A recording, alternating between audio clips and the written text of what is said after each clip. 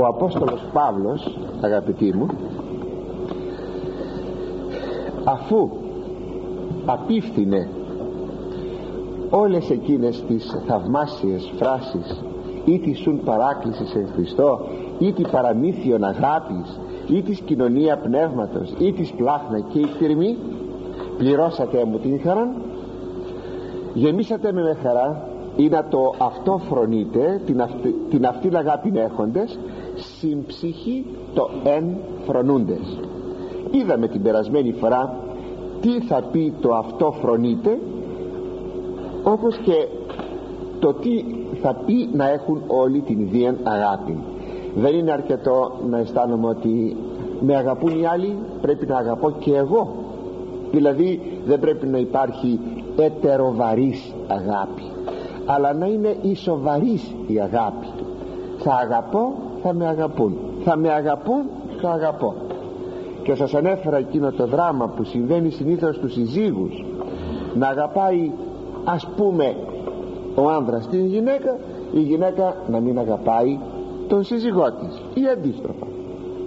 Και πόσο φοβερό είναι όταν κάποτε κανείς αυτό το πράγμα το αντιληφθεί, πιστέψτε με, αλήθεια, αισθάνεται ότι επειδή είναι ισόβια όλα αυτά, ότι η ζωή του είναι ήδη καταδικασμένη. Είναι δηλαδή κάτι που πιάνει τον άνθρωπο ένα πολύ άσχημο αίσθημα. Εύχομαι ποτέ να μην υπάρχει αυτό. Εμείς θα φροντίζουμε πάντοτε να αγαπάμε. Τώρα δεν μας αγαπούν, ό,τι είναι δυνατόν και ό,τι επιτρέπει ο Θεός. Σας λέγω όμως, ιδίως ανάμεσα στους συζύγους. Άλλα πρόσωπα δεν έχει και πολύ σημασία, δεν έχει. Αλλά ανάμεσα στους συζύγους, όταν αισθάνεται ο ένας για τον άλλον ότι δεν υπάρχει επαρκής αγάπη, αυτό ομολογουμένως είναι ένα αληθινό μαρτύριο. Αλλά έχει όμως ακόμη και κάτι ο Απόστολος πάνω σε αυτό. Λέγει «Ήνα ώστε», δηλαδή γεμίσατε μου την χαρά, γεμίσατε μου την ψυχή από χαρά, ώστε να είσαστε σύμψυχοι, να έχετε την αυτήν ψυχή. Τι θα πει αυτό το να είσαστε σύμψυχοι? Θα πει, αγαπητοί, το να έχετε όλοι μια ψυχή. Ενθυμίστε όταν επίστευσαν οι χριστιανοί, οι άνθρωποι εκεί στα Ιεροσόλυμα και έγιναν χριστιανοί, του πλήθους των πιστευσάντων είναι η ψυχή και η καρδία μία. Αυτό θα πει να είσαστε σύμψυχοι, να έχετε όλοι μια ψυχή. Το εν φρονούντες, να φρονείτε όλοι το ίδιο πράγμα. Όλοι εκείνο που ένας λέγει αυτό, όλοι να λέτε το ναι. Όχι κατά έναν τρόπο αναγκαστικών, όχι σαν πιόνια, αλλά η ψυχή σας θα έχει καλλιεργηθεί έτσι που θα συμφωνείτε. Εξάλλου το είχαμε αναλύσει αυτό και την περασμένη φορά, το ενθυμίστε, και ότι είναι πάρα πολύ δύσκολο πράγμα οι άνθρωποι να φτάσουν να συμφωνούν. Πάρα πολύ δύσκολο. Από πού μπορούμε να ξέρουμε τα αποτελέσματα του Αγίου Πνεύματος την ημέρα της Πεντηκοστής? Από του ότι τόσες χιλιάδες άνθρωποι είχαν μία καρδιά και μία ψυχή. Είναι καταπληκτικό, είναι αληθινό θαύμα. Ποτέ μέσα στην ιστορία δεν σημειώθηκε τέτοιο θαύμα να έχουν τόσοι άνθρωποι μια ψυχή, μια καρδιά. Θα μου πείτε σήμερα, ως χριστιανοί που είμεθα εμείς, δεν έχουμε το Πνεύμα το Άγιον? Εφόσον χρησιμοποίησα το επιχείρημα τούτο ως απόδειξη, δεν έχουμε το Πνεύμα το Άγιον εφόσον δεν φρονούμε το εν, δηλαδή δεν έχουμε το αυτό φρόνημα και δεν είμεθα σύμψυχοι? Αγαπητοί μου, και ναι και όχι. Το ναι αναφέρεται στο γεγονός ότι υπάρχουν άνθρωποι που οπωσδήποτε συμφωνούν και ομοφρονούν, οπωσδήποτε. Αλλά και επιπλέον το Πνεύμα το Άγιον ήδη υπάρχει στην Εκκλησία. Το Πνεύμα το Άγιον δεν υπήρχε πρώτα στην Εκκλησία, κατήλθε την ημέρα της Πεντηκοστής και παραμένει στην Εκκλησία. Απλώς το εμποδίζομαι να ενεργεί τα δωρεάς του και τα χαρίσματά του. Όχι με την έννοια αυτή ότι το εμποδίζουμε να ενεργεί τα δωρεάς του. Έτσι άνθρωποι οι οποίοι δεν ομοφρονούν, πώς είναι δυνατόν ποτέ να πάρουν τα χαρίσματα του Αγίου Πνεύματος? Πώς είναι δυνατόν ποτέ? Και μην ξεχνάτε ότι ο κύριος σκοπός μας είναι να αποκτήσουμε το Πνεύμα του Άγιο. Έλεγε και ξανά έλεγε ο Άγιος Σεραφείμ του Σάροφ, άμα το διαβάσετε αυτό στο βίο του θα το δείτε να το επαναλαμβάνει διαρκώς, ότι ο σκοπός είναι να αποκτήσουμε το Πνεύμα το Άγιο. Εξάλλου πνευματικός άνθρωπος αυτός είναι, να αποκτήσει το Πνεύμα το Άγιο. Άμα δεν αποκτήσουμε αυτό και τα δωρεάς του, τα χαρίσματά του, διότι αποκτώ το Πνεύμα του Άγιον, θα πει έχω τα χαρίσματά του, διότι το Πνεύμα του Άγιον δεν έρχεται με άδεια χέρια. Εκείνο που είπε δεν θα εμφανιστείς ενώπιόν μου με άδεια χέρια στο ναό του Σολομώντος, αυτό τώρα πώς θα έλθει με άδεια χέρια σε μας? Έτσι ποτέ δεν έρχεται άνευ χαρισμάτων και άνευ δωρεών. Εκεί πρέπει να φτάσουμε. Μάλιστα ο Άγιος Σεραφείμ ερμηνεύει και πολύ ορθά την παραβολή των 10 Παρθένων, όταν λέγει ότι οι 5 Παρθένοι είχαν τα λιχνάρια τους με φως, ότι αυτό το φως είναι το Πνεύμα του Άγιο, δηλαδή είχαν το Πνεύμα του Άγιο. Αντιθέτως στις άλλες 5 είχαν σβήσει τα λιχνάρια, δεν υπήρχε το Πνεύμα το Άγιο. Γι' αυτό λέγει και ο Απόστολος Παύλος, το Πνεύμα μη σβαίνεται, μη σβήνεται το Πνεύμα το Άγιο, ως να είναι μία λαμπάδα την οποία κανείς σβηνεί με τον τρόπο της ζωής του. Πάντως να το ξέρετε, προσέξατε, σας παρακαλώ και σας οικετεύω, γιατί το βλέπω αυτό και δεν μπορούμε να το καταλάβουμε, ότι προσπαθούμε να μένουμε μόνο στις εντολές και αυτές τις παραβαίνουμε, και μάλιστα κατά έναν τρόπο πολύ περίεργο,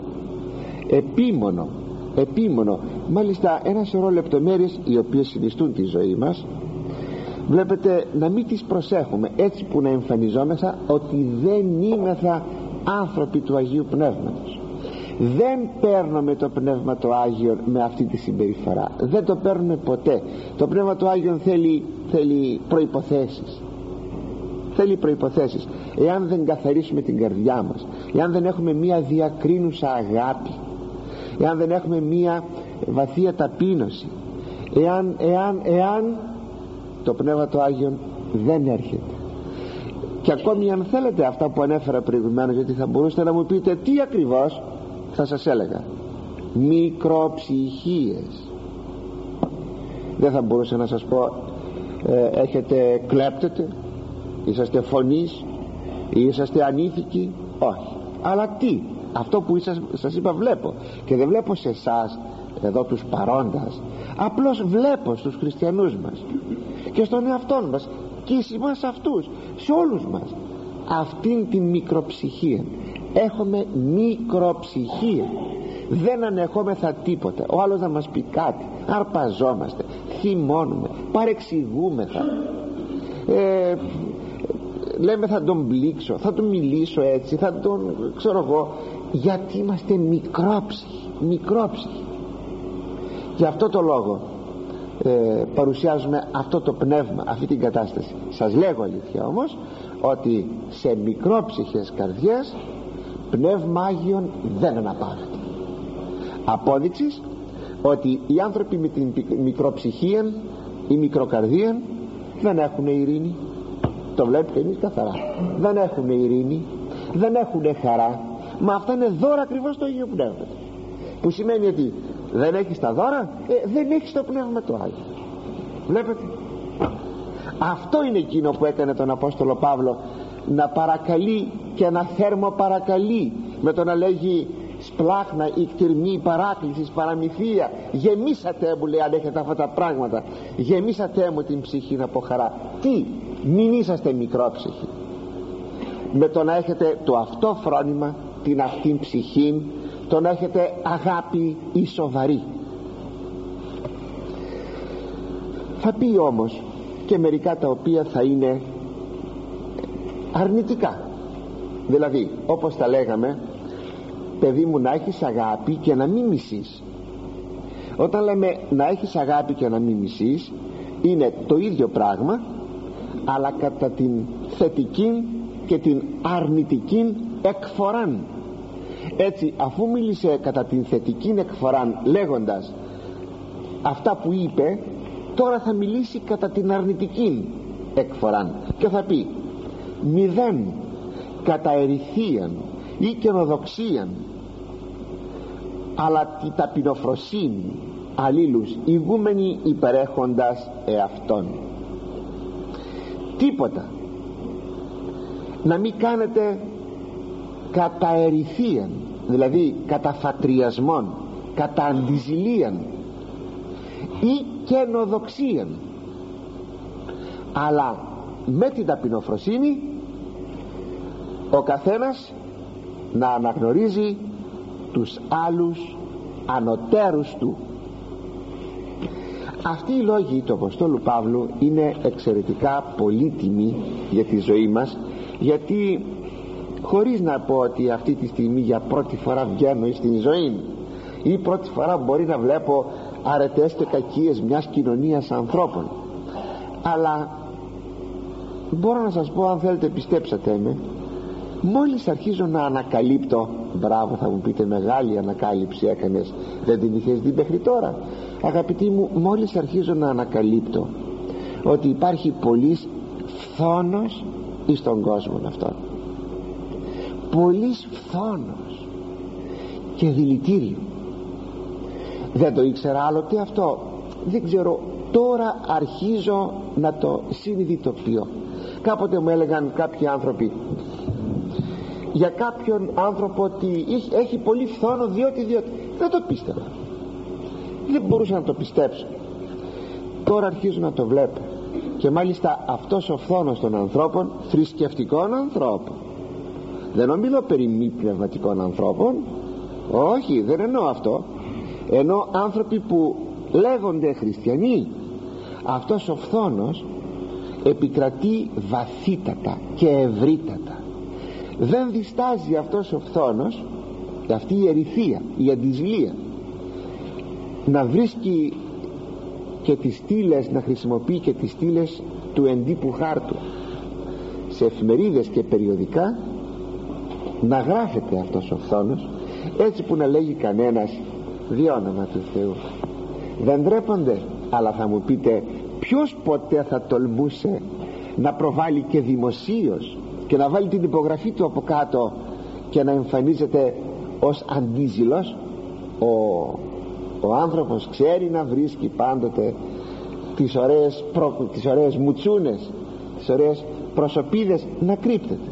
Κάποτε υπό την προσωπίδα της αγάπης, εδώ είναι τώρα το περίεργο, της αγάπης, και να μην είναι παραδηλητήριον φθόνου. Είναι κάτι που να βλέπετε στις εκφράσεις πως γράφουν και να λένε από αγάπη κινούμεθα, αλλά καλά θα ήταν να πάει να κλειστεί σε ένα μοναστήρι να κλάψεις με τις αμαρτίες σου, να γράφουνε. Αλλά από αγάπη κινούμεθα άνθρωποι. Αν κινείς από αγάπη, στείλε μια προσωπική επιστολή, το βγάζεις αυτό στη δημοσιότητα, ή ακόμα.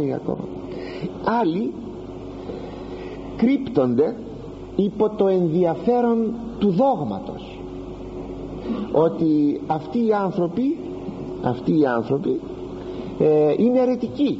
Προσέξτε, είναι αιρετικοί.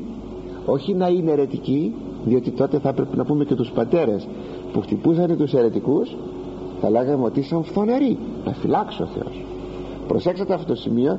Τότε θα λέγαμε ο υπαριθμόν ένα φθονερός είναι ο Μέγας Αθανάσιος, ο οποίος δεν ήθελε πουδενή λόγο να πιστεί ότι ο Άριος είχε μετανοήσει. Όχι αυτό. Όταν ψάχνουν οι άνθρωποι να βρουν κάτι για να πούν ότι ο άλλος είναι αιρετικός, μόνο και μόνο για να τον πλήξουν, και ότι τάχα κρατάει αυτός ο οποίος ελέγχει την θέση του Ορθοδόξου. Πόσα τέτοια γίνονται. Μόνο, αγαπητοί, με αυτή τη στιγμή να σκεφτείτε, μόνο να σκεφτείτε τι διαμείβεται μεταξύ παλαιοημερολογητών και νέοημερολογητών. Είναι αρκετό. Γιατί? Πόσο δηλητήριο γίνεται? Γιατί? Και να κατηγορούν οι μεν τους δε, είσαστε αιρετικοί, είσαστε σχισματικοί, γιατί? διότι πράγματι πρόκειται περί αιρέσεως, να φυλάξω. Ποιος θα μπορούσε ποτέ να υποστηρίξει ότι ο νοημερολογίτης ή ο υπαλλοημερολογίτης είναι αιρετικός? Να φυλάξει ο Θεός. Ούτε ο ένας είναι, ούτε ο άλλος είναι αιρετικός. Απλώς κάτι στάθηκε που δεν συμφώνησαν, αυτό που στάθηκε το ημερολόγιο, δεν συμφώνησαν και διήλθε και δημιουργήθηκε ένα σχίσμα. Το να λες τον άλλον ότι τα μυστήρια που έχει είναι άκυρα είναι βλασφημία κατά του Αγίου Πνεύματος. Θα καταλαβαίνετε, θα τα έχετε ακούσει πολλές φορές αυτά και λοιπά. Όλα αυτά, αγαπητοί μου, είναι η ερηθεία που λέγει ο Απόστολος Παύλος. Είναι εκείνο που σας έλεγα, ότι όταν κάποιος, σας το είπα μια περασμένη φορά, ανοίξει ένα μαγαζί και πουλάει φούρνο, πάει ο άλλος πιο κάτω και ανοίγει και αυτός φούρνο, και αν μεν πρόκειται περί εμπορικής αντιζηλίας, το κακό είναι λίγο. Όταν πρόκειται όμως περί πνευματικής αντιζηλίας, τότε τι γίνεται? Και όταν βλέπετε ο καθένας να προσπαθεί να αποκτήσει οπαδούς, γιατί αυτό δεν είναι κακό πράγμα? Μιλάει κάποιος εδώ, πάει όλος δίπλα και μιλάει από τι? Από ερηθεία, από αντιζηλία. Ο Απόστολος Παύλος το γράφει σε μια του επιστολή, δεν θυμάμαι που είναι γραμμένο, λέγει: πουθενά ποτέ δεν πήγα να κηρύξω Χριστόν εκεί που πήγαν άλλοι Απόστολοι να κηρύξουν. Γιατί ακριβώς εφοβείτο αυτήν την ερηθία. Ούτε κατά φαντασία, ούτε καθ' υπόνοια να θεωρηθεί ότι ο Απόστολος Παύλος εκκινείτο υπέρ του Ευαγγελίου κατά ερηθείαν, από αντιζηλία. Γιατί δεν ξέρω τι. Άλλο τώρα ότι πολλές φορές, ξέρετε, να σας το πω και αυτό, και έχουμε ένα ιστορικό προηγούμενο, έχουμε πολλά ιστορικά προηγούμενα, πολλά, αλλά ένα είναι ίσως πολύ κεφαλαιώδες. Θα μου πείτε, δεν το σκεφτήκαμε ή δεν το ξέραμε ποτέ αυτό. Να δείτε που φτάνει η ανθρώπινη κακία. Μπορεί δύο συνεργάτες στο έργο του Θεού πραγματικά να είναι συνεργάτες και να συνεργάζονται αγαθώς. Αυτοί όμως που τους ακολουθούν, ο ένας να διαβάλει τον άλλον, ή η μία μερίδα να διαβάλει των αρχηγών της άλλης μερίδος και αντιστρόφως. Αυτό στην εποχή μας είναι άφθονο, αυθονή στην εποχή μας. Ποιο είναι όμως το ιστορικό προηγούμενο? Ο Απόστολος Πέτρος και ο Απόστολος Παύλος είχαν αγαθά σχέσεις? Μα τίθεται θέμα.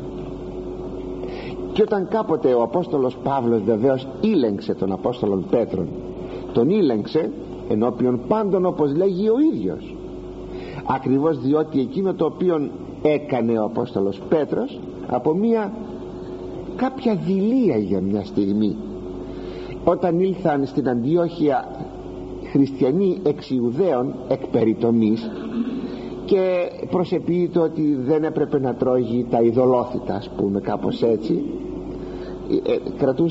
πήρε μια στάση μαζί με εκείνους που ήρθαν από τα Ιεροσόλυμα, ενώ μέχρι πριν έρθουν ο Απόστολος Πέτρος ορθός, εκκινήτο, ελεύθερα. Και όταν το είδε αυτό ο Απόστολος Παύλος, τον ήλεγξε και του λέει ότι αυτό που κάνεις δεν είναι σωστό. Και λέγει μάλιστα ο ίδιος ο Απόστολος ότι ήλεγξα τον Πέτρον κατά πρόσωπον ενώπιον πάντων. Ήταν θέμα πνευματικό, καθαρά πνευματικό, ήταν η αφετηρία του Ευαγγελίου, δεν χωρούσε τέτοιες καταστάσεις, διότι αν αυτές οι καταστάσεις επικρατούσαν, τι θα γινόταν μέσα στην Εκκλησία? Αλλά όμως το ότι αυτό δεν στάθηκε αιτία να δημιουργηθεί πρόβλημα σχέσεων, το βλέπαμε στον Απόστολο Πέτρο αργότερα να γράφει σε μια του επιστολή ότι ο αγαπητός ημών Παύλος, ο αγαπητός ημών αδελφός Παύλος, έγραψε επιστολάς που μερικοί οι οποίοι είναι αστήρικτοι τις παρανοούν και πλανώνται. Πώς αποκαλεί τον Απόστολο Παύλο? Τον αποκαλεί αγαπητών αδελφών. Λοιπόν, αγαπητοί, θα το φανταζόσαστε ποτέ? Ο Απόστολος Πέτρος έφυγε από τον κόσμο αυτόν, ο Απόστολος Παύλος έφυγε από τον κόσμο αυτόν. Ύστερα μάλιστα, αν θέλετε, από 5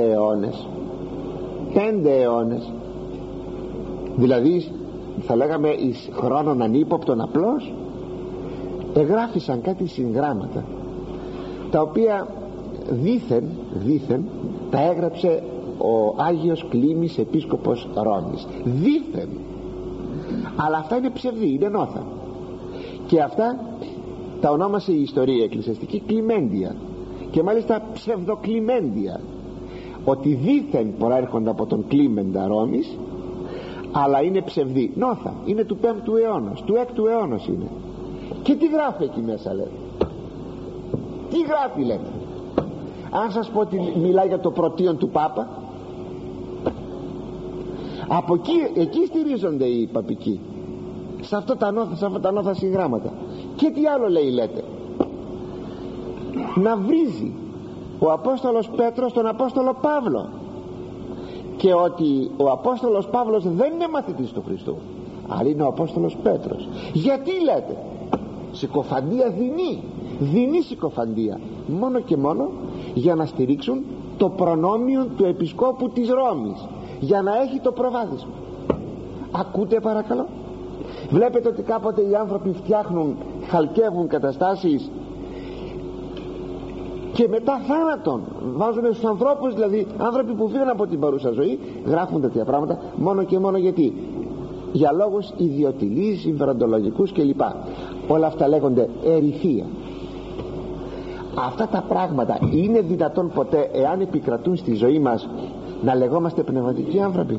Γράφει λοιπόν ο Απόστολος Παύλος, σας παρακαλώ, σας οικετεύω, μηδέν κατά ερηθείαν, τίποτα να μην κάνετε κατά αντιζηλίαν, τίποτε απολύτως, ή καινοδοξίαν. Αυτή η καινοδοξία, η ερηθεία και η καινοδοξία μαστίζει τις κοινωνίες μας. Ο καθένας θέλει να προβληθεί, θέλει το όνομά του να ακουστεί, μας στη γειτονιά μας, στο σπίτι μέσα μας, στους συγγενείς μας, στην κοινωνία, μα οπουδήποτε θέλει να ακουστεί. Και αν το θέλετε, αυτές οι ερηθείες και οι αντιζηλίες έκαναν την κοινωνία να είναι αυτή που είναι, να έχει τα προβλήματά της, και αν το θέλετε, που τελικά ο χριστιανισμός να μην βρει και την εφαρμογή του μέσα στη ζωή μας. Και αφού δεν εγκαθιδρύθηκε η πνευματική ζωή μέσα στις κοινωνίες μας, επόμενον ήταν να εγκαθιδρυθούν άλλα συστήματα. Όταν σήμερα έχουμε αυτά τα συστήματα που έχουμε, κομμουνισμοί, αθείες, πράγματα, θάματα ή συστήματα κοινωνιστικά, όλα αυτά τι λέτε είναι? Από πού είναι? Γιατί δεν εγκαθιδρύθηκε η αγάπη του Χριστού μέσα στις καρδιές μας. Οι άνθρωποι κινούνται από συμφέροντα, κινούνται από καινοδοξίες και από ιδιοτέλειες και από ερηθείες. Να μην έχεις το προβάδισμα, θα το έχω εγώ. Μεταξύ λαών το βλέπετε αυτό? Το βλέπετε? Μεταξύ λαών το βλέπετε? Όχι, γιατί να έχεις το προβάδισμα? Δεν το έχω εγώ. Θα σε φάω εγώ, δεν θα με φας εσύ εμένα, θα σε φάω εγώ. Αυτός ο ανταγωνισμός, φερειπίν Ανατολής Δύσεως, να με φας εσύ, εγώ θα σε φάω. Φοβερά πράγματα, φοβερά. Από τη μικρογραφία δύο ανθρώπων ή μιας οικογένειας πάμε στη μεγαλογραφία των λαών, πως οι λαοί σκέπτονται και κινούνται. Αλλά λέει ο Απόστολος Παύλος, τι ταπεινοφρονήσει αλλήλους ηγούμενοι υπερέχοντας αυτόν. Είναι η πρώτη φορά στην Καινή Διαθήκη φυσικά που προβάλλεται η αρετή της ταπεινοφροσύνης. Είναι μια αρετή που δεν είχε προβληθεί ούτε και εις αυτήν ακόμη την Παλαιά Διαθήκη, σε όλο της το βάθος και σε όλο της το πλάτος, η ταπεινοφροσύνη. Και λέγει τώρα ο Απόστολος, με ποιο τρόπο θα μπορέσετε να νικήσετε την ερηθεία και την καινοδοξία παρά με την ταπεινοφροσύνη? Τι θα πει ταπεινοφροσύνη? Πολλές φορές έχω μιλήσει, παρά μόνο δύο λόγια θα σας πω, γιατί ο Απόστολος δίνει ένα μέτρο. Το να έχω ταπεινόν φρόνημα και να μην πιστεύω για τον εαυτό μου μεγάλα πράγματα, ή αν θέλετε, όπως λέγει ο Μέγας Βασίλειος, να βλέπω τον αληθινό εαυτόν μου αυτός που είναι. Και άμα βλέπω τον αληθινόν εαυτόν μου, τότε ποτέ μα ποτέ δεν πρόκειται να υπερηφανευθώ ή να κοινοδοξήσω. Ποιος είναι ο πραγματικός μου εαυτός? Αυτός που είναι, όπως με βλέπει ο Θεός. Αν μπορούσαμε να βλέπουμε τον εαυτόν μας όπως μας βλέπει ο Θεός, αν μπορούσαμε, διότι τότε είναι αδύνατο να κοινοδοξήσουμε. Θα βρούμε τόσα και τέτοια πράγματα που είναι αδύνατον. Όμως ποιο είναι το μέτρο που προβάλλει ο Απόστολος Παύλος? Είναι υπέροχο, αλλά είναι και ουσιώδες. Λέει: αλλήλους ηγούμενοι υπερέχοντας σε αυτόν.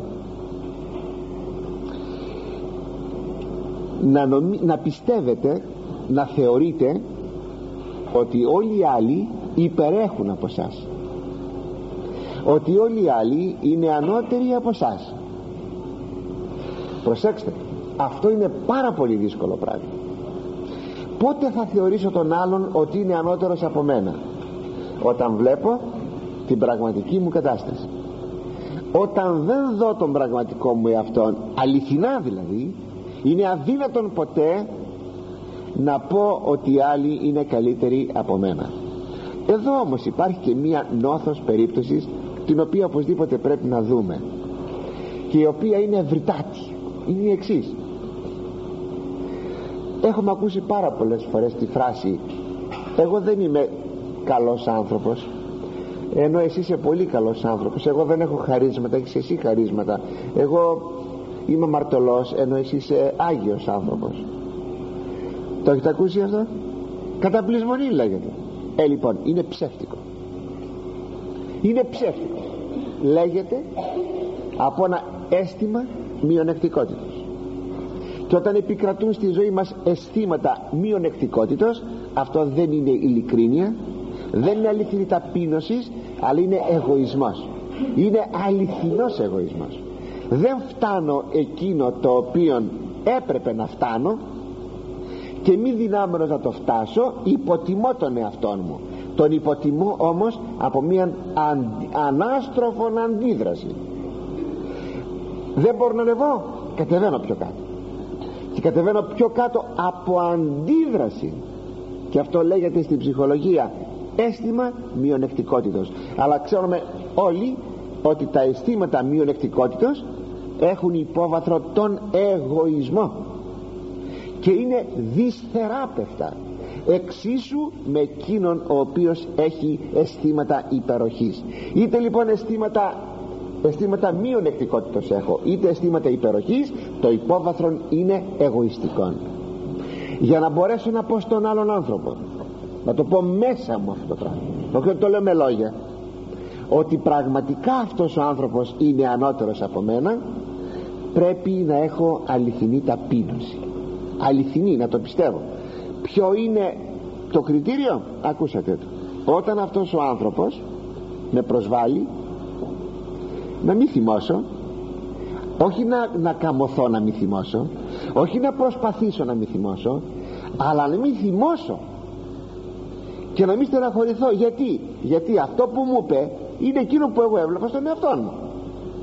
Επί παραδείγματι, ο άλλος είναι, ξέρω εγώ, γραμματισμένος και με πει εμένα αμόρφωτε άνθρωπε. Εάν εγώ έχω δει στον εαυτό μου ότι είμαι αμόρφωτος, τότε δεν θα θυμώσω, αλλά θα πω μου είπε εκείνο που πραγματικά είμαι. Αλλά όταν θυμώσω, σημαίνει ότι αυτό δεν το είχα πιστέψει, γι' αυτό και θύμωσα. Ώστε αν κάποιες άλλες ώρες μπορώ να λέω ότι είμαι αμόρφωτος, το λέω από αίσθημα μειονεκτικότητος. Δεν είναι αληθινό, είναι ψεύτικο. Το ξέρετε ότι πάσχομαι όλοι από αυτά τα αισθήματα μειονεκτικότητος, λίγο ή πολύ. Γι' αυτό αγαπητοί μου, ας προσπαθούμε να αισθανόμεθα ότι οι άλλοι πραγματικά υπερέχουν. Και όταν πραγματικά υπερέχουν, χωρίς να ζηλοτυπούμε, και αν μας πούν μια κουβέντα να μας υποτιμήσουν, να μην θυμάσουμε, τότε μπορούμε να έχουμε το κριτήριο ότι πράγματι αισθανόμαστε τον εαυτό μας ότι είναι κατώτερος από τους άλλους. Αλλά εάν αισθάνομαι τον εαυτό μου κατώτερον από τους άλλους, υπάρχει περίπτωση να κοινοδοξήσω? Ποτέ. Και αν δεν υπάρχει περίπτωση να κοινοδοξήσω, υπάρχει περίπτωση να έρθω εις αντιζηλίαν και εις έρην, σε τσακωμό? Ποτέ. Και τελειώνει η ιστορία. Αυτό θα πει ταπείνωσης που εξασφαλίζει πραγματικά αγαθές σχέσεις των ανθρώπων μεταξύ των σε μία κοινωνία. Και θα συμπληρώσει: μη τα εαυτόν έκαστο σκοπείτε, αλλά και τα εταίρον έκαστο. Ο καθένας από εσάς μη βλέπει μόνο τα δικά του, αλλά να βλέπει και των αλλωνών. Ποια? Τα καλά πράγματα. Όχι τις αμαρτίες και τα λάθη, τα καλά πράγματα. Μάλιστα το σκοπαίο σκοπό θα πει εξετάζω με τα ιδιαιτέρας προσοχής. Μη κάθεσαι να βλέπεις την προσοχή. Δεν μας βλέπουν καλά. Το να μπορούμε να βλέπουμε καλά πράγματα και εις τους εχθρούς μας, και όχι μόνο να τα βλέπουμε και να τα παραδεχόμαστε και να τα ομολογούμε.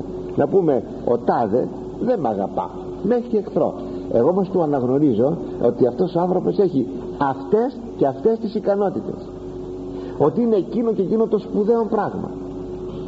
Είναι σπουδαίο αυτό, να αναγνωρίζουμε και εις των εχθρών μας εκείνα που έχει. Γι' αυτό υπάρχει και μία παροιμία που λέει: καλύτερα να έχεις σοβαρούς εχθρούς παρά επιπολαίους φίλους. Ο σοβαρός εχθρός είναι εχθρός, αλλά αναγνωρίζει όμως το σωστό, γιατί είναι σοβαρός, συνετός. Ενώ ο επιπόλαιος φίλος θα σου κάνει πολύ μεγάλη ζημία. Είναι φίλος, δεν έχει κακία μέσα του, αλλά είναι επιπόλαιος άνθρωπος. Αυτό θα σου κάνει κακό. Από εδώ βγαίνει ότι δηλαδή ο σοβαρός εχθρός, ο σοβαρός άνθρωπος, και εχθρός ακόμη αν είναι έντιμος και θα πει την αλήθεια. Έχει πάρα πολύ αξία αυτό. Αλλά τώρα ο Απόστολος θέλει να κατοχυρώσει όλα εκείνα τα οποία είπε εις τους Φιλιππισίους, και η κατοχύρωση γίνεται με ένα μοντέλο, με ένα υπόδειγμα, το οποίο θέλει να τους το προβάλλει, να το έχουν στα μάτια τους μπροστά, αυτό να μιμούνται για να επιτύχουν εκείνα τα οποία τους συμβουλεύει. Και ποιο μπορεί να είναι αυτό? Ποιο άλλο παρά το αιώνιον πρότυπον, ο Ιησούς Χριστός. Και θα πει τώρα, αγαπητοί μου, αυτό που είναι παράδειγμα. Θα πει μερικά λόγια, θα γράψει μερικά πράγματα τα οποία αποτελούν αδάμαντα θεολογίας, και μάλιστα αν θέλετε ο πρώτος αδάμας θεολογίας από όσα ο Απόστολος Παύλος έγραψε σε όλες του τις επιστολές. Έγραψε σπουδαία πράγματα ο Απόστολος, θεολογικότατα. Αυτό αποτελεί τον κορυφαίο αδάμαντα από όλη τη θεολογία του Παύλου. Τούτο γάρ φρονίστο εν ημίν ό και εν Χριστώ Ιησού, ως εν μορφή Θεού υπάρχον, ούχ αρπαγμονηγήσατο το είναι ίσα Θεό, αλλά αυτόν εκένος εν μορφήν δούλου λαβών, εν ομοιώματι ανθρώπων γενόμενος, και σχήματι ευρεθήσος άνθρωπος εταπείνωσεν εαυτόν, γενόμενος υπήκοος μέχρι θανάτου, θανάτου δε σταυρού. Διό και ο Θεός αυτόν υπερύψωσε και εχαρίσα το αυτό όνομα, το υπερπαν όνομα, ήνα εν το ονόματι Ιησού παν γόνι κάμψη επουρανίων και επιγείων και καταχθονίων, και πάσα γλώσσα εξομολογήσετε ότι Κύριος Ιησούς Χριστός εις δόξαν Θεού Πατρός. Αυτός είναι ο Αδάμας, αυτός είναι. Αλλά καταρχάς λέει ο Απόστολος, τούτο γάρ φρονίστο εν ημίν όχι εν Χριστώ Ιησού. Τούτο να φρονείτε μες στην ψυχή σας εκείνο το οποίο υπήρχε και εις τον Ιησού Χριστόν. ο οποίος εν μορφή Θεού υπάρχουν κλπ. Ώστε πράγματι είναι ένα παράδειγμα. Θα σας το πω τώρα ως παράδειγμα, με μια γρήγορη ερμηνεία, έτσι, και απλή μετάφραση, για να προχωρήσουμε με την αφορμή αυτού του υπερόχου παραδείγματος και σε μια θεολογική ανάλυση, η οποία βεβαιότατα δεν είναι δυνατόν να εξαντληθεί σήμερα, γιατί έχει πάρα πολύ βάθος, και η τελευταία λέξη, το τελευταίο γράμμα έχει βάθος. Όμως για να δούμε το παράδειγμα για τον σκοπό που θέλει ο Απόστολος να εξυπηρετήσει, ακούσατε το. Τούτο λέγει να φρονείτε, τούτο να σκέπτεστε εν ημίν μέσα σας, ο καθένας μέσα του, εκείνο το οποίο υπήρξε και στον Ιησού Χριστόν, ο οποίος αν και εν μορφή Θεού υπάρχον, δεν θεώρησε ότι κατέχει από αρπαγμόν την θεότητα για να είναι ίσος με τον Θεόν. Την είχε δηλαδή από φυσικού του, και τον εαυτόν του άδειασε από θεία δόξα, δηλαδή δεν άδειασε αλλά περιέκρυψε τον εαυτόν του από τη θεία δόξα, επήρε την μορφή δούλου ανθρώπου, όμοιος σαν άνθρωπος, και αφού ευρέθηκε με το σχήμα του ανθρώπου σαν άνθρωπος, εταπείνωσε τον εαυτόν του, αφού έγινε υπήκοος στον Πατέρα σε τέτοιο μεγάλο βαθμό υπακοής, ώστε να φτάσει μέχρι θανάτου, και μάλιστα θανάτου σταυρού, δηλαδή όχι απλώς θανάτου αλλά και εξευτελιστικού θανάτου. Γι' αυτό το λόγο και ο Θεός Πατήρ ως άνθρωπον τον υπερήψωσε και του εχάρισε όνομα, εκείνο που ούτε ποτέ θα βρεθεί τέτοιο όνομα σε ολόκληρη την κτιστή δημιουργία αγγέλων και ανθρώπων, το υπερπάν όνομα, ώστε εις το όνομα του Ιησού κάθε γόνατο να κάμψει, από τα επουράνια τους αγγέλους, από τα επίγεια τους ανθρώπους, και από τα καταχθόνια από τους δαίμονες, οι πάντες να κάμψουν γόνοι εις τον Ιησού Χριστόν, και κάθε γλώσσα αγγέλων και ανθρώπων να δοξολογήσει ότι ο Ιησούς είναι Χριστός, Μεσσίας και Κύριος, Ιαχβέ, Θεός, και τούτα ως προς το μυστήριο της Θείας Οικονομίας εις δόξαν Θεού Πατρός. Δηλαδή, να σας το πω με απλά λόγια, ό,τι έκανε ο Χριστός από πλευράς ταπεινώσεως, να το μοντέλο σας, ως να λέγει ο Απόστολος, αυτό να κάνετε κι εσείς. Φυσικά είναι αδύνατον κανείς να φτάσει την ταπεινοφροσύνη του Χριστού, αλλά εν τη αυτή περιπτώσει σε κάποια αναλογία, διότι αν σκεφτείτε ποιος είναι ο Ιησούς Χριστός, τότε η ταπείνωσή του είναι απροσμέτρητη. Όση διαφορά υπάρχει, ένα κτίσμα που λέγεται άνθρωπος, που ζυγίζει 70 κιλά, που είναι 1,70, που είναι ένα πραγματάκι, με τον άπειρο Θεό, πώς είναι η απόσταση. Από εδώ μπορούμε να αντιληφθούμε πόσο είναι και το βάθος της ταπεινώσεως του Λόγου του Θεού. Βέβαια η απόσταση είναι τρομακτική. Εμείς τι είδους ταπείνωση μπορούμε να έχουμε? Να ταπεινωθούμε στον συνάνθρωπό μας? Τι είναι ο άλλος ο συνάνθρωπός μας? Καταρχάς, με ένα από πλευράς αξίας είναι ο ίδιος. Αν για μια στιγμή η ηλικία του είναι μικρότερη, μεγαλύτερη, είναι πιο αμαρτωλός από μας ή ο λιγότερο αμαρτωλός, να, πού κειμενόμαστε? Θυμηθείτε την παραβολή, παρακαλώ, του χρεός του δούλου. Θυμηθείτε την παραβολή. Τι χρωστούσε ο ένας? Μύρια τάλαντα στο Θεό, στον συνάνθρωπό του 100 δινάρια. Τίποτα, τίποτα. Για να δείξει ότι οι ανθρώπινες σχέσεις τι είναι? Τίποτα. Λίγο πάνω, λίγο κάτω. Οπότε αν εγώ ταπεινωθώ στον άλλον άνθρωπο, πόσο ταπεινότητα, τόσο φοβερό είναι. Κι όμως το μοντέλο μου είναι ο Ιησούς Χριστός, τον οποίον κατόπιν ο Θεός Πατήρ υπερήψασε ως άνθρωπον, για να δείξει εις τους αιώνας ποιος είναι ο Ιησούς, ο Υιός του, ο οποίος κατέβηκε τόσο χαμηλά, έγινε υπήκοος μέχρι θανάτου δε σταυρού, και έφτασε εις μίαν δόξαν ως άνθρωπος, γιατί ο Θεός την έχει την δόξα, εις μίαν δόξα που ουδέποτε άνθρωπος έφτασε ή δύναται ποτέ να φτάσει. Αυτό λοιπόν το θαυμάσιο μοντέλο πρέπει να έχουμε στα μάτια μας μπροστά. Είναι εκείνο το οποίο, αγαπητοί μου, είπε ο Απόστολος Πέτρος, ότι ο Κύριος άφησε υπογραμμών, υπολυμπάνων υπογραμμών, ή να τις ίχνεση αυτού ακολουθήσομεν, στα χνάρια του να ακολουθήσουμε.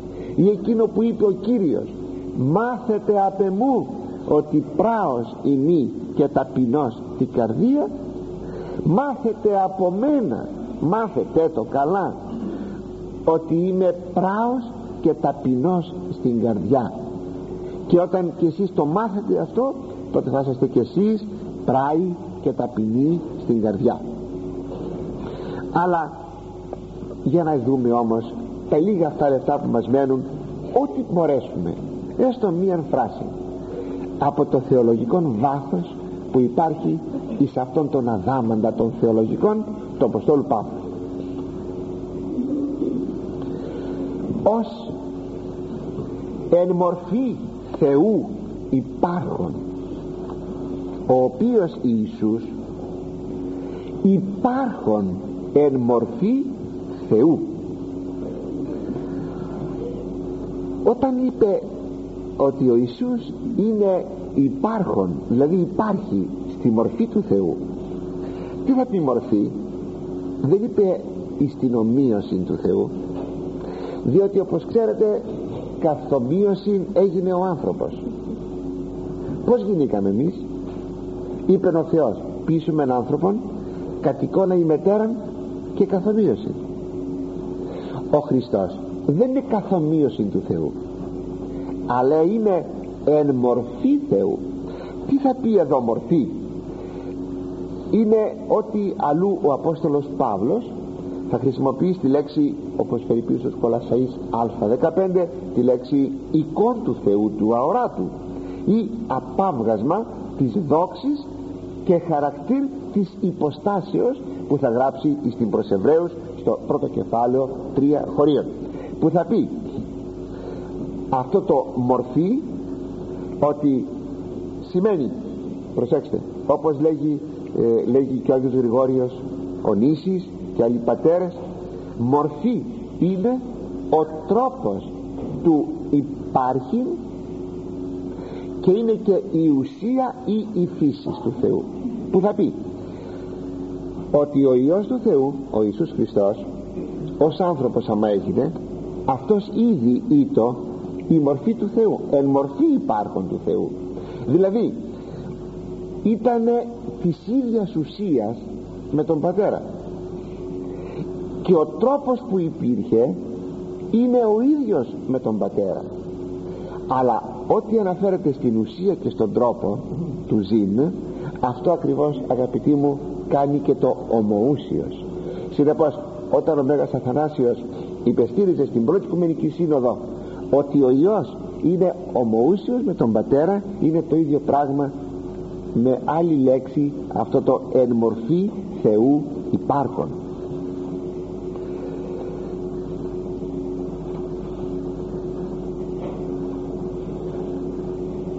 Ακόμη υπάρχει ένα τρίτο. Όταν λέγει εν μορφή Θεού υπάρχον, όταν λέμε μορφή, δεν σημαίνει αυτή τη μορφή απ' έξω, προσέξτε το, αλλά θα πει ο τρόπος, θα πει ο τρόπος. Δεν είναι το σχήμα, θα μιλήσει για το σχήμα λίγο πιο κάτω, και το σχήμα είναι αυτό που σήμερα λέμε μορφή του προσώπου ή του σώματος. Όταν λέω εδώ μορφή, δεν εννοεί τη μορφή αυτή που έχουμε. Είναι λοιπόν ο τρόπος του ζήν, είναι η ουσία ίδια με τον Πατέρα και ότι είναι και απαράλλακτος με τον Πατέρα. Συνεπώς είναι ομοούσιος, άρα είναι Θεός. Ακόμη βάζει και κάτι άλλο, βάζει τη λέξη υπάρχον. Παρακάτω θα πει λαβών και γενόμενος και ευρεθής. Αυτά αναφέρονται στην ανθρωπίνη φύση. Εδώ όμως το υπάρχον αναφέρεται στην θείαν φύση. Δεν είπε υπήρξε ή θα υπάρξει, αλλά υπάρχον πάντοτε. Δηλαδή πάντοτε ο Ιησούς υπάρχει εν μορφή Θεού. Με άλλα λόγια, αυτό το υπάρχον είναι ταυτόσιμο, όπως λέγει ένας πατήρ της Εκκλησίας μας, ο Ιερός Χρυσόστομος το λέγει αυτό, να σας το διαβάσω. Ίσον εστί τούτο του υπήν εγώ ημί ο όν. Εγώ είμαι ο υπάρχον. Όταν κάποτε ρώτησε ο Μωυσής τον Κύριον τον Θεόν, εκεί στην γη Μαδιάμ, πες μου Κύριε το όνομά σου, ο Κύριος απήντησε, εγώ είμαι ο όν, εγώ είμαι ο υπάρχον. Συνεπώς όταν γράφει εδώ ο Απόστολος Παύλος ότι ο Ιησούς είναι ο εν μορφή Θεού υπάρχον, είναι ταυτόσιμο με το είναι ο αιώνιος Θεός. Εγώ είμαι ο υπάρχον. Είναι καταπληκτικό. Ουχ αρπαγμόν ηγήσατο το είναι ίσα Θεό. Δεν θεώρησε ότι είχε αυτήν την θεότητα, το να είναι ίσος με τον Θεόν, από αρπαγμόν. Δηλαδή όπως ξέρετε, όταν κάποιος αρπάξει μία θέση και ένα αξίωμα, δεν το είχε, το απέκτησε αρπάζοντάς το. Φοβείται να το αποθέσει, διότι αν το αποθέσει δεν το ξαναπάρει, το έχασε διαπαντός. Ο Ιησούς, επειδή είναι ο Υιός του Θεού, δεν είναι Θεός από αρπαγμόν, όπως ακριβώς βρίσκουμε στην ελληνική μυθολογία, ότι ο Ζεύς άρπαξε τον θρόνο της θεότητας από τον πατέρα του τον Κρόνο, τον οποίον αφού άρπαξε τον θρόνο του, τον γκρέμισε, λέει, τον Κρόνο από τον θρόνο εις τα Τάρταρα. Βλέπετε στην ελληνική μυθολογία ο ένας θεός τρώει τον άλλο θεό. Τέτοια πράγματα δεν υπάρχουν εδώ, είναι περίεργα. Αλλά δεν θεώρησε ότι έχει την θεότητα από αρπαγμόν, ώστε να φτάσει στο σημείο να φοβείται να αποθέσει, ή εξαναγκάστηκε να αποθέσει την θεότητά του δήθεν για να κατέβει χαμηλά και να γίνει άνθρωπος. Δηλαδή ήταν κάτι, τάρπαξε και τώρα γκρεμίζεται, όπως ακριβώς ο Προμηθέας πήγε να αρπάξει το θείον πυρ και γκρεμίστηκε. Τέτοια πράγματα δεν υπάρχουν, διότι εν μορφή Θεού υπάρχουν. Είναι πραγματικά ως προς την ουσία μορφή, ως προς την ουσία απαράλλακτος με τον Πατέρα, ώστε δεν χρειάστηκε να αισθανθεί ότι αυτό που αποθέτει για μια στιγμή, θα δούμε τι θα πει αποθέτει, ότι θα το χάσει, διότι το είχε από αρπαγμόν. Το είναι ίσα Θεό. Πολύ σωστά λέγουν οι πατέρες το εξής, ότι το να λέμε ίσα πάει να πει ότι υπάρχει μία σύγκριση. Αν λοιπόν ο Ιησούς ήταν αληθινά Θεός, τότε δεν ετίθεται το θέμα συγκρίσεως. Μάλιστα βλέπουμε ότι εδώ, για να είναι ίσα με τον Πατέρα, εδώ ομιλεί ο Απόστολος για δύο πρόσωπα, και αυτά τα δύο πρόσωπα είναι ακριβώς ο Πατήρ και ο Υιός. Και για να ομιλεί ως εν μορφή Θεού υπάρχον, άρα ομιλεί περί τριαδικού Θεού, που φυσικά εδώ δεν αναφέρει γιατί δεν χρειάζεται το Πνεύμα του Άγιον, αλλά μιλεί περί περισσότερων του ενός προσώπων μέσα στην θεότητα. Άρα ο Θεός δεν είναι ένα πρόσωπον, είναι περισσότερα. Είναι περισσότερα, διότι πως είναι δυνατόν εδώ να γίνει μια σύγκριση εάν ο Υιός δεν ήταν πράγματι Θεός? Διότι εάν ο Υιός ήταν κτίσμα, θα μπορούσε να συγκριθεί με τον Θεό? Δεν θα είναι δυνατόν να συγκριθεί. Άρα λοιπόν ο Υιός είναι Θεός, και άρα η θεότητα έχει περισσότερα του ενός πρόσωπα. Άρα λοιπόν ο Θεός είναι τριαδικός, διότι αλλού έχουμε την Αποκάλυψη του Αγίου Πνεύματος, συνεπώς είναι Πατήρ, Υιός και Άγιον Πνεύμα. Αλλά αυτόν εκένωσε μορφήν δούλου λαβών. Αλλά αυτόν, αλλά τον εαυτόν του εκένωσε. Όταν λέει τον εαυτόν του, δεν λέει ότι ο Πατήρ εκένωσε τον Υιόν, αλλά ότι ο Υιός εκένωσε τον εαυτόν του, που σημαίνει ότι ο ίδιος έπραξε ό,τι έπραξε, διότι είναι πράγματι Θεός. Άρα αυτό το εαυτόν σημαίνει ότι εκουσίως, θεληματικά. Για να το δείτε αυτό, το έχουμε σε πολλά σημεία της γραφής γραμμένο αυτό, όπως λέει ο Κύριος, εξουσίαν έχω να θέσω την ζωή μου, να την καταθέσω, και εξουσίαν έχω λαβήν πάλι, να πάρω πάλι τη ζωή μου, την ψυχή μου, τη ζωή μου. Τι σημαίνει αυτό? Σημαίνει ότι εγώ την καταθέτω, θεληματικά πηγαίνω στον Σταυρόν ως άνθρωπος, αποθνίσκω, αλλά έχω και την δύναμη να ξαναπάρω πάλι τη ζωή μου. Αλλά όπως είναι γνωστό ότι μόνον ο Θεός δίνει τη ζωή, την παίρνει, τη δίνει. Όταν λέγει εγώ τη δίνω, εγώ την παίρνω, άρα τι είναι ο Χριστός? Είναι ο Θεός. Αλλού λέγει ότι ο Πατήρ ανέστησε τον Υιόν, που σημαίνει ότι αυτό δεν γίνεται παρά την γνώμη του Υιού, που σημαίνει εδώ ότι και ο Υιός και ο Πατήρ είναι ισότιμοι, ώστε το εαυτόν σημαίνει, αγαπητοί μου, ότι οικία βουλήσει το έκανε αυτό ο Υιός. Το έκανε από υπακοή ως Υιός προς τον Πατέρα. Το ήθελε όμως και ο ίδιος. Γιατί το ήθελε και ο ίδιος? Διότι το θέλημα του Πατρός και το θέλημα του Υιού είναι το ίδιο. Παρότι έχουμε διαφορετικά πρόσωπα, μία η ουσία, διαφορετικά τα πρόσωπα, το θέλημα της θεότητος είναι ένα. Δεν έχουμε πολλά θελήματα μέσα στην θεότητα. Το θέλημα του Πατρός είναι και το θέλημα του Υιού, είναι και το θέλημα του Αγίου Πνεύματος. Ώστε βλέπουμε εδώ ότι ο Ιησούς Χριστός είναι Θεός, αποτελεί ίδιον πρόσωπον, διότι τον εαυτόν του εκένωσε. Δηλαδή έχει πολύ αξία αυτή η λεξούλα εαυτόν, όπως το αντιλαμβάνεστε. Εκένωσε, το και με έψιλον, άδειασε. Κατά λέξη θα πει άδειασε.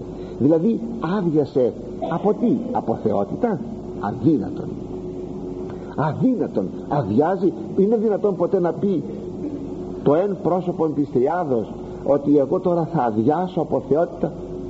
Δεν είναι η θεότης κάτι, μια ποσότης που μπορεί να αδειάζει και να γεμίζει? Τότε τι σημαίνει εκένωσεν? Εκένωσεν θα πει περιέκρυψε τη Θεία Δόξα, ως να άδειασε από Θεία Δόξα, όχι από Θεία Ουσία, από Θεία Δόξα.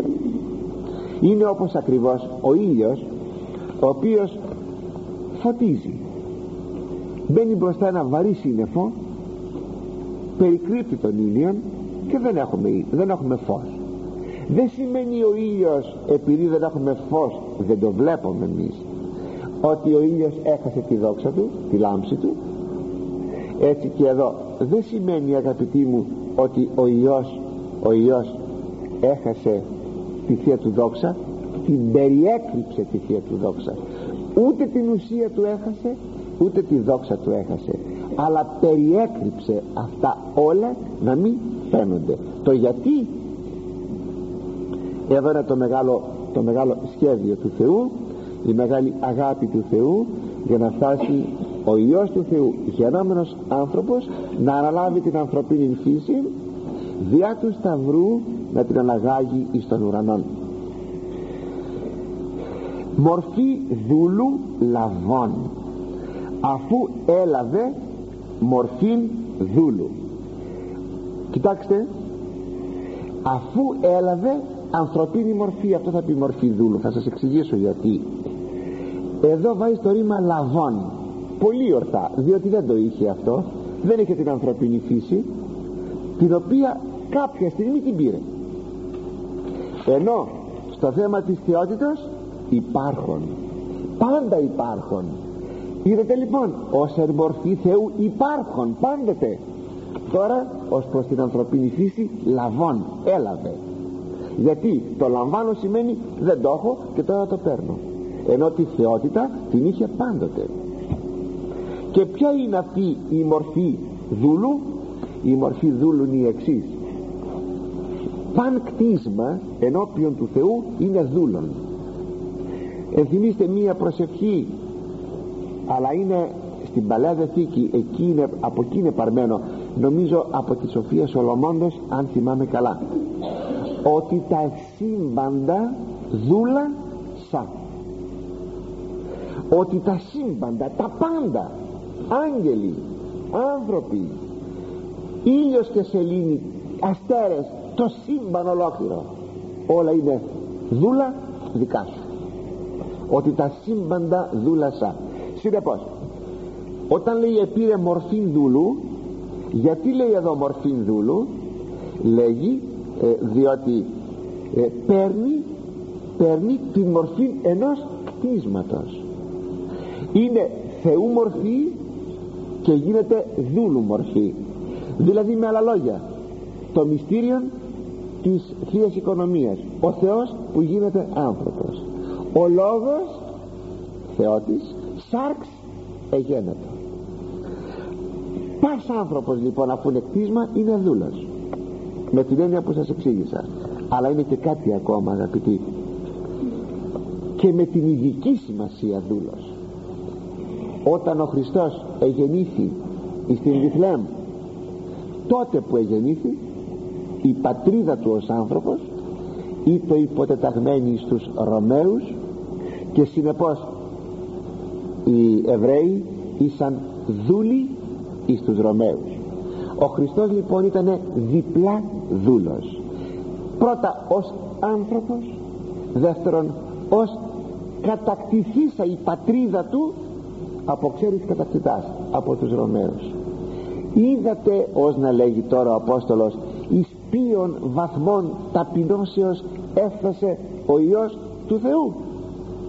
Αλλά ας μείνουμε εις αυτό το σημείο, γιατί, αγαπητοί μου, η ώρα έχει τελειώσει και θα συνεχίσουμε πρώτα ο Θεός μετά τις εορτές να δούμε και το υπόλοιπο μέρος αυτού του θεολογικού αγάμαντος, να το αναλύσουμε, ώστε μέσα μας να αισθανόμεθα ποιος είναι εκείνος που εγεννήθη, ή μάλλον που θα γιορτάσουμε τη γέννησή του τούτες τις μέρες, τα Χριστούγεννα. Ποιος είναι αυτός που εγεννήθη και ποιον θα πάμε να λατρεύσουμε, διότι πραγματικά είναι το υπερπαν όνομα που παν γονικάμπτει επουρανίων και επιγείων και κατακθονίων ενώπιόν του, γιατί είναι ο αιώνιος Θεός που πήρε την ανθρωπίνη φύση, που θα γιορτάσουμε τις μέρες τη γέννησή του, δηλαδή το μυστήριο της ανθρωπίσεώς του, για να βρούμε εις το όνομά του την αληθινή μας σωτηρία. Σας εύχομαι και καλά Χριστούγεννα.